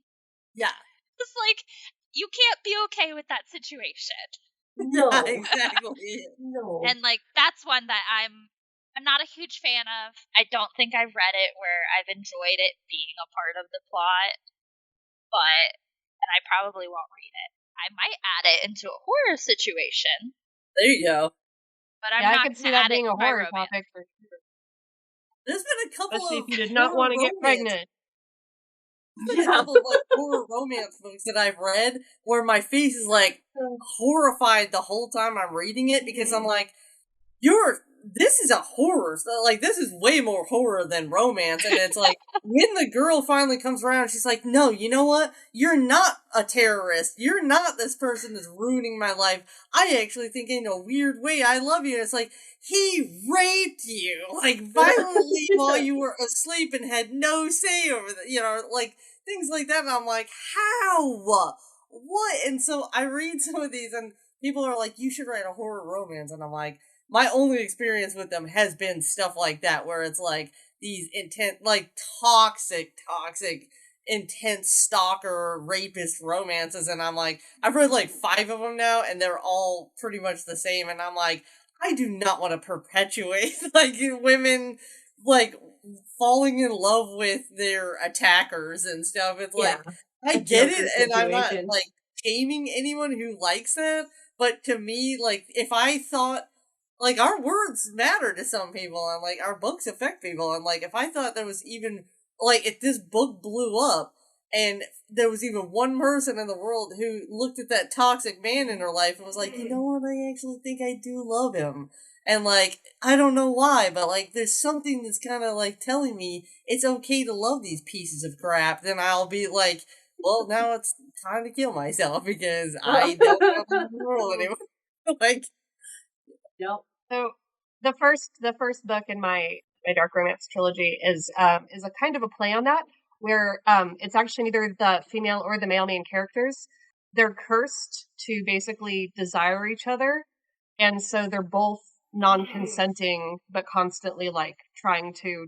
They're like, "No, I hate you," and they can't stop. It, oh, I like they that. fall asleep and they wake up groping each other, and like so it's kind of a play on that, but both of them are affected, and so it's a different type of that. But yeah, I do agree that I think all of kind of dark romance is just messed up in that way, is it explores these aspects of people, and it's kind of like horror fans are often people who've experienced trauma, and they like reading or watching horror often because it gives them control over their emotions. And that situation allows them to like revisit that feeling, but in a way that they can control and feel safe and come back safely out of it. And I think maybe a lot of the dark romance fans are people who've maybe experienced those toxic relationships. And while they don't want to get back in one, they might like to read something like that, where then they feel that the ending wrapped up okay, or in a way that they feel all right with, or something that lets them deal with their own emotions a little more. Or so even as simple as, I can shut the book and make this stop at any time. And then I can pick it back up again if I want. And I have the control over when I stop this feeling. And like, maybe that's similar to like watching a horror movie. Being able to stop it. Yeah, I could totally see maybe somebody who's been a victim of coercive control or coercive abuse or something like that, wanting to read it for that reason, that they could close the book at any time and give them a feeling of empowerment they didn't have while being stuck in their own relationship. I don't like to write killing kids. I have kids, and so that always feels too icky for me. And then I actually hate the age gap trope. That has always made my skin crawl. I've always been like, oh, I feel like we're just normalizing borderline pedo behavior in old men. It has always just made me feel so uncomfortable. But I'm not going to vilify you for writing it. No, it's a personal, like, it's something I find attractive. Like, in my own situation, when I find myself reading, I'm like, this is hot. And like my own, but I've never had an experience where I was like a young child and an adult was like coming at me or anything like that. So it's not like, to me, it's more of like a, ooh, that's so taboo. And like, I love anything that's that's really taboo. Oh, and I've So totally for me, killed kids in my book, so don't worry You're like, about I like killing kids. Kill kids every day. Don't read my fantasy book. there's one in Writhe that everybody comes to us and says, "I'm so glad you killed the kid." Like I tried to cut it for the record. I tried to not have it in there, and Heather said, "Why doesn't the kid die?" Yeah, He definitely die. And Yeah, I was I got like, dead because kids. no one's gonna like us killing kids. I'm so sorry to And interrupt. she's like, That was I Yeah. called my partner after I did that A chapter. lot of people love it when you kill kids. Yeah, when I did that chapter, when I killed that punk ass kid, I called my partner. She was on her way to work, and I said, I'm I not read. gonna yuck on your yum. You kill all the kids you need to. Yeah, I just said I think I may have just read Story like told. the coolest chapter I've done in my career. That was so I can satisfying. definitely do it in a generic sense. Yeah. Right. Definitely not romantic. I will say with age gap, I have found that there's a very niche bit. Well, not niche, but I don't like age gap when she's like under 23 yeah. and there can see that. are young nicknames involved. Oh, like I don't like that baby either, yeah. and princess. And I'm like, nope, we're done. Yeah. But I don't like if daddy. she's like 30 and he's in his 40s, whatever, I'm like, okay, this is okay. I'll keep reading. Yeah. Or, turning it on its head. Yeah. Those have been fun. Like, I did a She Devil main character where she's 340. And my lead is early 30s. Well, that's Okay. an age gap. That's an age gap, Yeah. technically. It's a bit of an age gap. But and I think a lot of romance readers, when they hear age gap, So it's, sad. oh, okay, so it's a male and a female, and the male's Yeah. older. And So, then there's playing reverse with age those gap. tropes. Yeah, there's a reverse age gap, which is what I'm writing next for my next romance is older woman, younger man, Right. sort of thing. Because again, Yeah. it's like like a personal thing for me, where it's like I have to write horror that scares me, and I have to write romance, and I'm like, yeah, this is hot. And it's like, it's not that it's like a daddy daughter kind of fetish or whatever for me. It's like the age gap in any direction is hot for me. So that's why I was like, I want to show people too, like the other way around is hot too, so if you like one, you might like the other. Fun, and Ruby hit on, like, you said the perfect thing, which I love. Don't yuck my yum. Like, there is nothing I won't write, y'all. There is nothing, because I got my brain broken by Morning Glory Milking Farm, I think was the name of it. Yeah. love that Oh no, we're going there. It's happening. I love that one. By the so look much. on your face, I know you've seen it. Yeah, It is 100% a brain breaker, y'all. After that, I was like, you know what? I will write whatever kind of sex. I will write minotaurs and handjobs. I will write vampires doing whatever they do. Like, it's gonna get weird, and I'm here for it. Let's do it. Well, that's always my thing. I've been starting to write vampire romance, and I'm like, well, here's the thing. Vampires that I've read about, enjoyed, they live forever, right? So they have to have tried everything. Yeah. Absolutely. Come on. So nothing is off the table. Like, oh my god. Yes, I agree. I'm right there. Yeah, that's where I land on this situation. Yeah. I wrote a very BDSM heavy romance. It's like very consensual, like very like it's I wanted to show people what I thought like a very healthy BDSM sort of relationship would look like, and it's not just a man beating a woman with a paddle and being like, you're gonna take it, And so it is one of those that I did like a lot of research for it. I've also been in like the kink scene and like known a lot of people who like regularly practice it and stuff like that, but it's not particularly like my kink. Like I don't like pain at all. And I also don't like causing pain. So, like, neither one of those are, or I'm not huge on control either.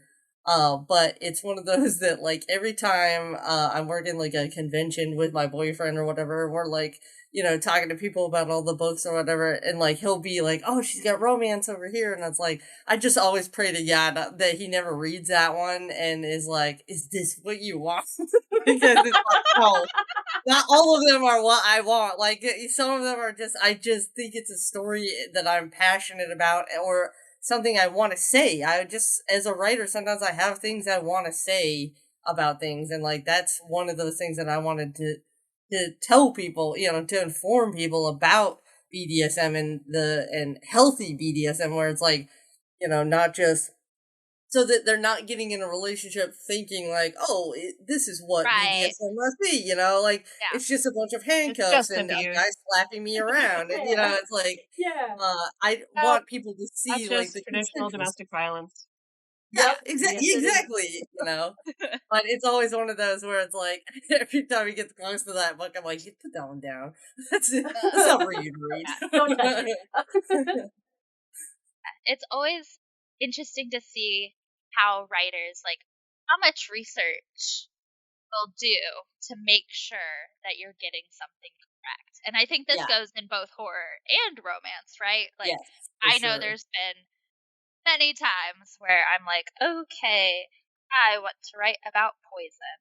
Let's do this. And, Yeah. there's books, there's reading, there's going on the internet and just trying to make sure, like, I want to get all of these details right. Whether or not the reader knows that Yeah. they're right.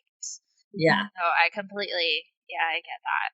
I'm on a lot of government watch lists, surely by now, from the research that Oh, I've done. yeah. And I Any swear to horror God, writer must be. yeah, and I swear to God, if Uh, I ever end up in one of those situations on like you see on 2020 where like my boyfriend goes missing and they go to the girlfriend first and they get a warrant from my computer and they start looking at my search history, they're gonna be like, it's far worse than we ever thought. And it's like there's She's a gonna have serial been killer. something 3 years ago that was damning, Oh, absolutely damning or whatever, like along with like random stuff like how does one make bathtub meth and like all these like random things that I write about my stories, but it's like I'm not doing these things, but Yeah. like I want to like understand the process so I'm not like a magical meth fairy came down from the sky and laid a bag of meth in their bathtub. It's like because I don't know, I've never made it like before, the so tooth fairy, but the opposite. yeah, Yeah. yeah, he takes your teeth from you and he keeps But you up all night. and it can be so random too. Like in my last paranormal book, my lead male was a vampire and he was a dentist. And I have like another vampire in the book who is her fang. And so he's having to do all of these dental things. And I'm like, I don't know what I need to be saying. And Yeah, it was just exactly. like, okay, let's research what happens when you break a tooth. Oh Yeah, shit, there's like 4 different ways you can break a tooth. Okay, let's pick one.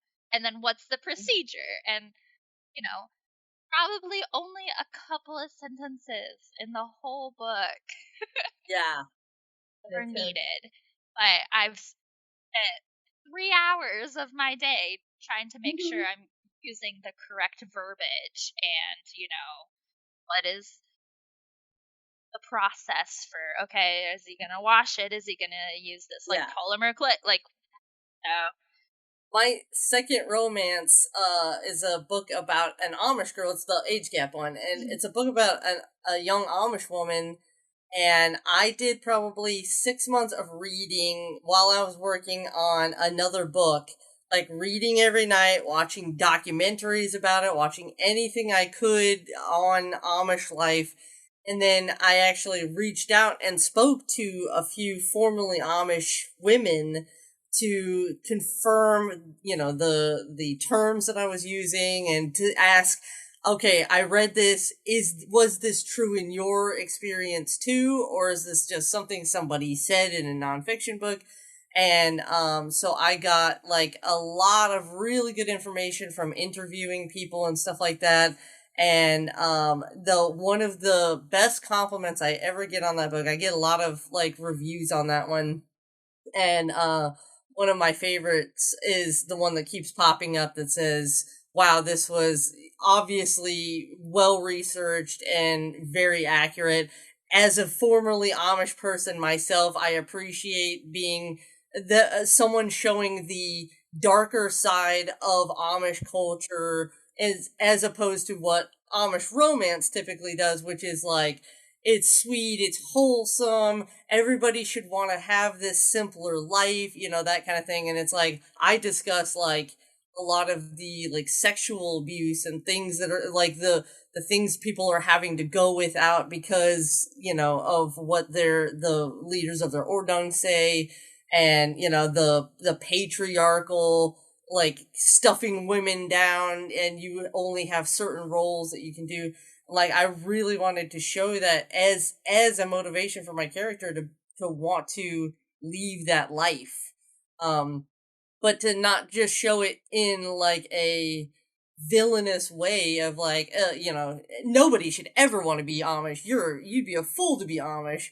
So I really wanted to like get that right so I could ride that line of like, well, you can see the pros, but then later on you can kind of see some of the cons to it too, and it makes it a little more understandable why she would risk so much to be with this person that would completely take her away from everything that she's ever known. And like the one of the formerly Amish women that I spoke to, she was like, I am so glad that someone is saying this and showing other Amish people that it's not all roses and you can get out and you can have a better life and you can have healthy relationships with men that aren't about, beating you and impregnating you and then beating your children, half the time. So that makes me feel really good that I put the time in to do that kind of research.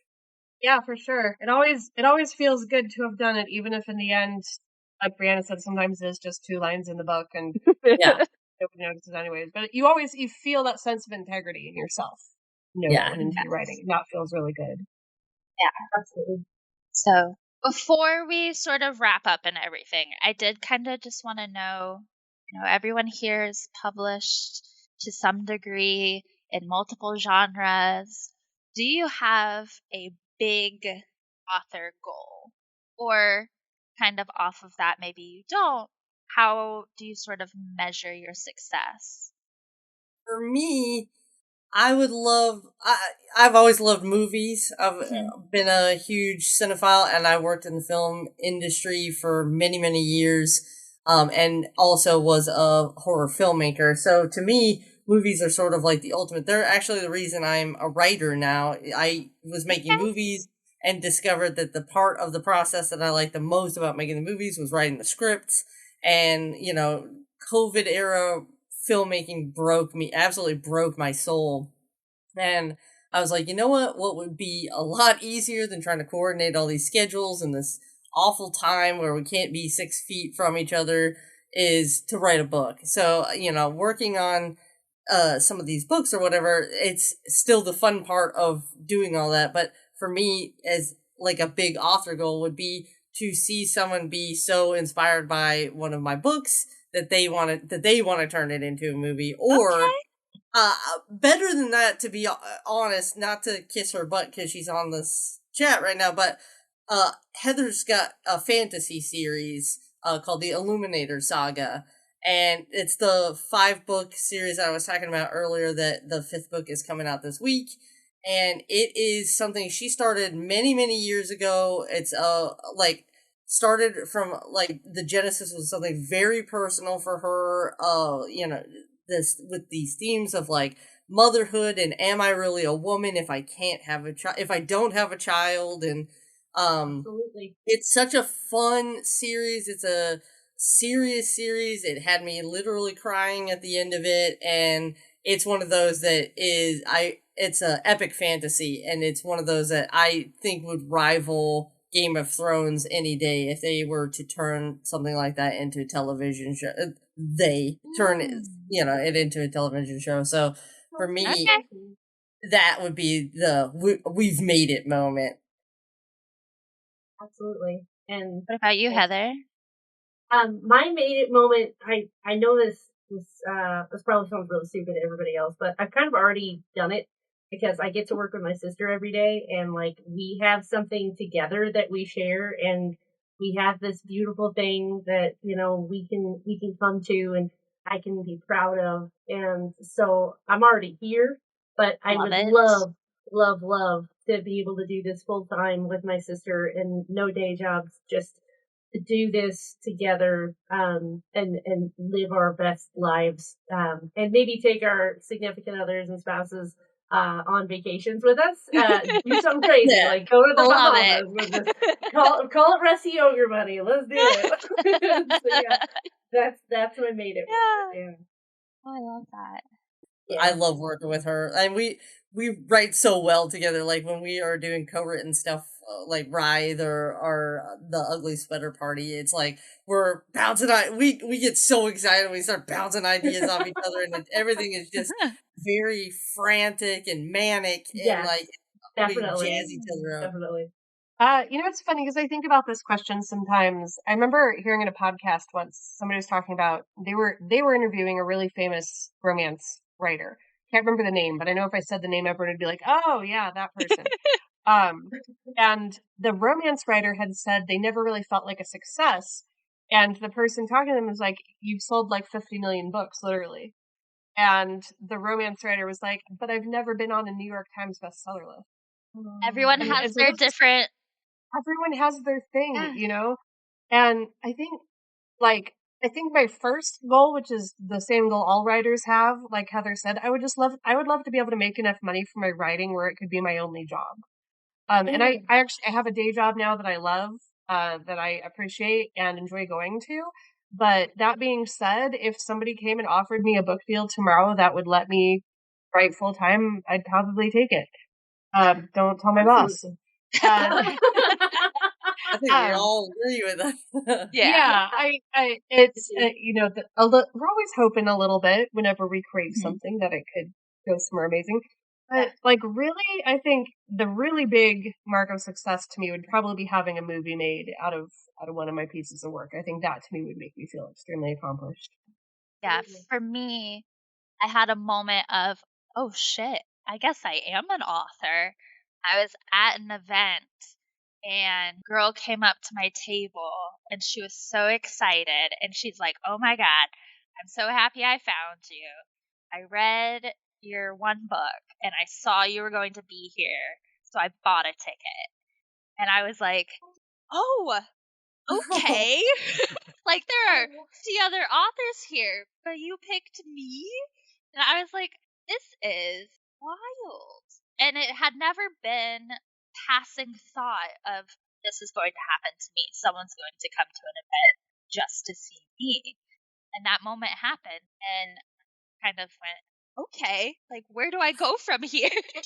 This was not a goal that I ever thought would happen, but outside of that, I would love one of my Christmas romances to be the cheesiest of holiday movies. Yes. Like, Hallmark. we're talking hot frosty level of cheesy. Yeah, let's go. Like, that is what I want. Cheese it becomes a drinking movie. Yes. Like, I think as a romance writer, that is my ideal top tier success is I have a super cheesy holiday movie that people turn into a drinking game. I love That it. on. They're so popular, those like Hallmark movies and stuff. I used to work on so many big TV shows, like huge multi-million-dollar budget, TV shows and movies. And then when my friend's sister, like I remember being at a party with my friend's sister, and she was like, "You've worked on a Hallmark movie?" It's like, yeah, that's kind of a gross thing in our industry. That's like a mark. That's like a black mark on your soul. Like if you worked any of those, Like it's I did we it for don't. money. It's not in my Yeah, business. I'm sorry that I'm Yeah. embarrassed about this. And she was like, she thought I was a god, like because I had worked on this Hallmark movie. And he took off her shoes and she was wearing Hallmark Christmas movie socks. Oh, And I was okay. like, Wow. good lord, like I what didn't is know that going on right existed. now? It doesn't have to, I'm not looking for Hallmark. I just want cheesy. Whoever wants to back it. Nice. Go. Yeah. Hey, But well, maybe we can work something out with Halloween and Brianna, and we can have the most B-movie Christmas romance ever. Yeah. That'd be awesome. Oh. I love that. Oh, I want to say thank you all for spending a couple hours on here. I know we're in multiple time zones, and it's always fun to kind of see the ways genres overlap or how they don't. And just getting a kind of a peek at behind the scenes for authors, and everyone has a completely different process and what they like, what they don't like, all of that. But I just wanted to go around and you can repeat your name and where we can find you, or also what you're working on. I know Heather has a release that's coming out. We are recording this in May. Whether or not you are listening to it next month or this is a July thing, we're not sure yet. So you can talk about a current or recent release. Just know that our listeners are in the future. So, Erica, if you want to start. Sure. So my name is Erica Summers. It is also Odessa Alba and Trixie Fairdale, depending on what genre you read. Currently, I have been editing the last book for Heather's Illuminator Saga series called Legacy. It's book 5. But Heather and I are about to start a co-writing sprint for a new cozy mystery series that we are co-writing together, which I'm very excited about. We have been bouncing ideas off each other for a little while, and we have barely even scratched the surface. And I'm so excited because our humor is almost identical, and this is going to be a very humorous series. So I think it's gonna be like lightning in a bottle. It's gonna be so much fun because we're gonna be off to the races pretty soon with that. And then as side projects, we are also currently working on a horror collection of hers and my short stories. So I'm very excited for that. That one should come out, I believe, in September. So we're trying to get it out and circulating by spooky season. And that one is called Crimson Dawn. And that one's gonna be a lot of fun. It's a lot of really cool short stories that we've got coming for you for that one. And then as far as my next romance, I've got it outlined, but I haven't started writing it just yet. That one is the 4th book in my New England Billionaires series, and it is called Honey. And it's a reverse age gap, older woman, younger man, with a lot of really fun small tropes like hidden throughout, and I'm already very, very excited to write that one. And then I also have another book, the 3rd book in my Uma Blanchard Cozy Mystery series coming out later this year as well. It's called Death of a Po' Boy. So that's what I'm working on. I'm so excited. And Heather?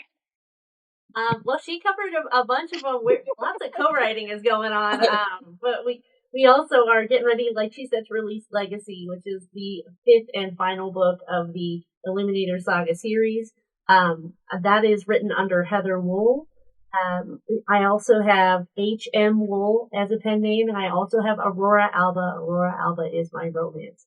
So, if you are interested in taking a look at any of those are the names, and I think that, it's going to be a very productive year for Rusty Ogre. I hope you just keep an eye on the company, as we'll have stuff flying off of our shelves pretty quick. You've also got a 3rd book in your Man-Made series coming out later this year called Made for You. So Made for You. It's going to be an that'll awesome, probably be closer to exciting time. Christmas. Yeah. Yes. Yes, I'm looking forward to everybody getting to share in that one. That one's going to be about a man who's obtuse and a woman who has a history of sexual assault. So we're going to see how we can make some love and make sure everybody falls in love. Two completely unrealistic characters. Yeah, exactly. I can't suspend disbelief long enough to read that. I don't blame you. It's okay. Yes, all right. Yeah. Well, and so Ruby. I am Ruby Rains. Rains spelled Raines. And you can find me online at Ruby Rains Writes.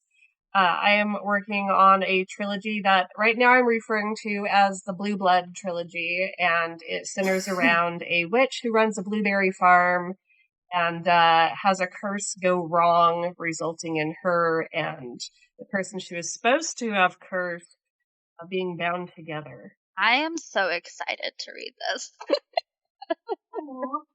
I'm so excited to finish it. I am your host, Brianna Malotke. I'm pretty much Brianna Malotke on any platform. My website's Malotke Writes. And I have just finished my sort of horror romance poetry collection that is very much, not quite sure how to describe it, but it is a lot of kink is involved. There's some religious themes. There's a list of trigger warnings on the back cover. And it'll be out at the end of June, and I'm very excited about it. So. Yay! Congratulations. That's huge. Thank you. Yeah. So thank you all for being here, and thank you to all of our listeners for being a part of the Halloween Horror Pod.